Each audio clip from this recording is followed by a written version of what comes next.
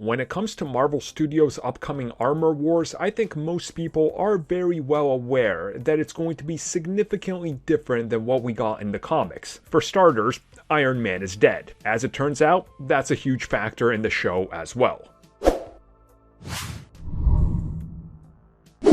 So in a recent interview with Post-Cred, it was revealed by Don Cheadle that Tony Stark's death is a significant factor in the MCU and specifically Armor Wars itself. Now, if we really think about it and how they're going to take Armor Wars from the comics and translate that over into the MCU, this does make a lot of sense when you really think about it, because the MCU going forward is going to have one Ironheart, but two War Machine, being sort of a 50-50 combo, if you will, that takes on the role of Iron Man. For all the weapons adjustments and the connection to the Avengers, you have War Machine. For all the brains of the operation, getting her hands on her own suit and building it from the ground up like Iron Man, you have Riri Williams. You combine the two, you got the best of both worlds, so it makes sense why these two shows, like when they announced them for example, are going to be interconnected, and how that sort of touches upon the whole Armor Wars thing. Now, it also makes sense that Tony Stark's death is a huge factor in the show and the MCU again, because his armors have probably been uncovered all across the world. I mean, we know he had facilities where he had armors. He had leftover marks that never made it to full-on completion. People are going to find these. They're going to start selling them on the black market. They're going to start developing their own bootlegs. I mean, we saw that as far as Iron Man 1 was even there. Hell, even Iron Man 2 literally had a huge subplot about that. So again, yeah, it's going to be a big factor of it. Tony Stark is gone. Who is going to be the next Tony Stark?